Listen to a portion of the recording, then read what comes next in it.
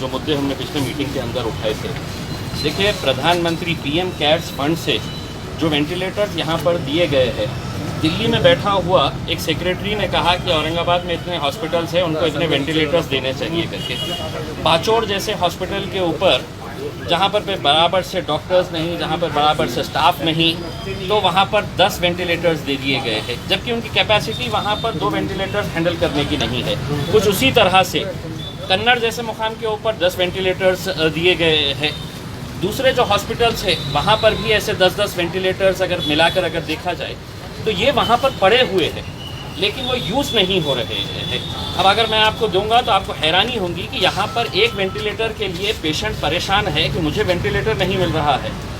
कहीं पर भी प्राइवेट हॉस्पिटल में चल जाओ या सरकारी अस्पताल में चल जाओ तो ये हाथ ऊपर कर देते हैं कि नहीं, हमारे पास वेंटिलेटर नहीं है, और इसी दौरान पेशेंट की मौत हो रही है। कितने पेशेंटों की जान गई है क्योंकि उनको वेंटिलेटर्स नहीं मिले हैं।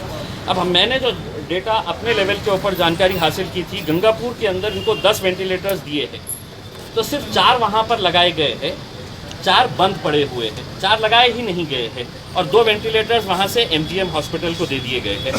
कन्नड़ के अंदर 10 वेंटिलेटर्स है, 10 के 10 बंद पड़े हैं, 10 के 10 का इस्तेमाल वहाँ पर नहीं हो रहा है। वहाँ पर जिस तरह से इक्विपमेंट लाया जाता है, रखा जाता है, तो कन्नड़ के अंदर 10 वेंटिलेटर्स बंद पड़े हुए हैं। वैजापुर के अंदर टोटल 19 वेंटिलेटर्स आए हैं। अब आप वैजापुर के हॉस्पिटल में चले जाइए कि जिस हॉस्पिटल की कैपेसिटी वहाँ पर 3 वेंटिलेटर्स हैंडल करने की नहीं है, वहाँ पर 19 हॉस्पिटल। दिल्ली में बैठा हुआ कोई अधिकारी समझता है कि वैजापुर के अंदर एक हॉस्पिटल है तो चलिए पीएम केयर्स का फंड हमारे पास आया है, दे दीजिएगा। अब उसका इस्तेमाल हो रहा है नहीं हो रहा है, ये मोदी जी को कोई लेना देना नहीं है, ना पीएम केयर्स फंड के मॉनिटरिंग के लिए कोई है। 19 वेंटिलेटर्स के अंदर से वहाँ पर सिर्फ 5 चालू है, 12 बंद है, ये किसी दूसरी जगह देने का है। तो ऐसे कुल मिलाकर ये वेंटिलेटर्स की अगर संख्या देखें, अगर ये पूरे के पूरे अगर वापस लिए जाए तो कम से कम 25 से 30 वेंटिलेटर्स आज यहाँ पर पड़े हुए हैं, लेकिन इसका इस्तेमाल नहीं हो रहा है।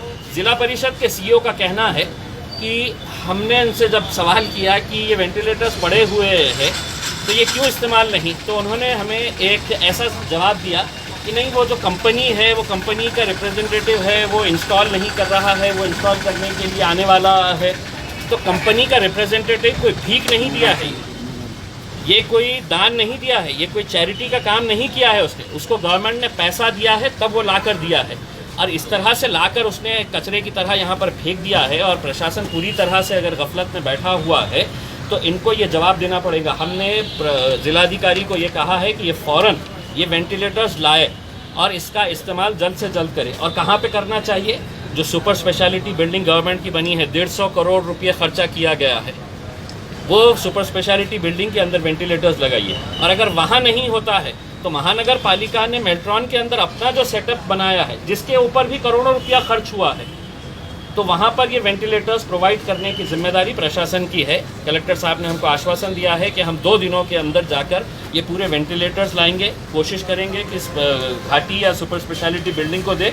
और अगर वहाँ पर नहीं होता है तो आप इसको मेट्रॉन के बिल्डिंग में, और अगर वहाँ पर भी इमीडिएट नहीं है तो उनका कहना था कि आप हमें प्राइवेट हॉस्पिटल में ये लगाने की अनुमति दें करके, मीटिंग जनरल बॉडी। हमने कहा कि आप दीजिए प्राइवेट हॉस्पिटल को अगर देना, लेकिन ये कौन मॉनिटर कर रहा है कि वो प्राइवेट हॉस्पिटल ये सरकारी मुफ्त का जो वेंटिलेटर उनको दिया गया है इसका फ़ायदा पेशेंट्स को मिल रहा है या नहीं मिल रहा है।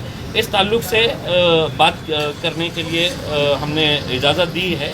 अब देखते हैं कि प्रशासन किस सतर्कता के साथ ये 25-30 वेंटिलेटर्स का उपयोग करती है। ये बहुत अफसोसनाक बात है, बहुत दुर्दैव है इस बात का कि जब वेंटिलेटर्स नहीं थे, हमने खासदार निधि से, मैंने खुद ने 6 वेंटिलेटर्स इनको दिया है। अगर मुझे ये पता रहता कि ये खैरात की तरह है तो बांटने वाले हैं, मुझे ये पता रहता कि ये वेंटिलेटर्स ऐसे ही पड़े धूल खाने के लिए पड़े रहने वाले हैं, तो मैं कभी भी है तो इस फंड का इस्तेमाल इस काम के लिए नहीं किया होता, कोई दूसरे काम के लिए किए गए होते। तो ये प्रशासन इसको गंभीरता से ले, यही हमारी विनती है।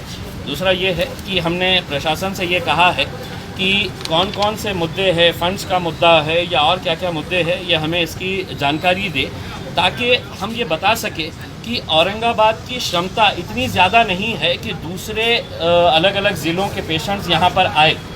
आपको अपना अपना इंफ्रास्ट्रक्चर बनाना पड़ेगा, चाहे वो नांदेड़ में हो, लातूर में हो, भीड़ में हो, उस्मानाबाद हो। अगर पूरे के पूरे पेशेंट्स यहाँ पर आने लगे तो औरंगाबाद के ऊपर बहुत बड़ा तान पड़ने वाला है। तो ये सरकार की जिम्मेदारी है कि अपने अपने डिस्ट्रिक्ट हॉस्पिटल्स को एक्विप करे कि ताकि वहाँ का पेशेंट्स यहाँ ना आए, और यहाँ के भी जो तालुके के हॉस्पिटल्स हैं, कन्नड़ के हॉस्पिटल को इतना एक्विप करे कि कन्नड़ के हॉस्पिटल के पेशेंट को घाटी में आने की ज़रूरत ही ना पड़े, वैजापुर के पेशेंट को यहाँ पर आने की ज़रूरत ही ना पड़े। लेकिन सबका इंटरेस्ट चूँकि इसी के अंदर रहता है कि मशीन कितने में आ जाएगी, बिल्डिंग बना लिया जाएगा, तो सबका अपना अपना एक इंटरेस्ट यही रहता है कि इंफ्रास्ट्रक्चर के अंदर सबका कट रहता है, वो कट मिल जाता है तो सब खामोश हो जाते हैं। अब हॉस्पिटल वेंटिलेटर्स है, लेकिन वेंटिलेटर्स रहने के बाद अगर डॉक्टर्स ही नहीं है जो चलाने वाले हैं, नर्सिंग स्टाफ ही नहीं है, अब नर्सिंग स्टाफ के लिए उनको कुछ मिलता नहीं है, तो इनकी जो मांग है कि इन्होंने जो बैंकों से पैसा लिया हुआ है या जो जहाँ से भी लिया है उसका जो वसूली इनके लिए की जा रही है,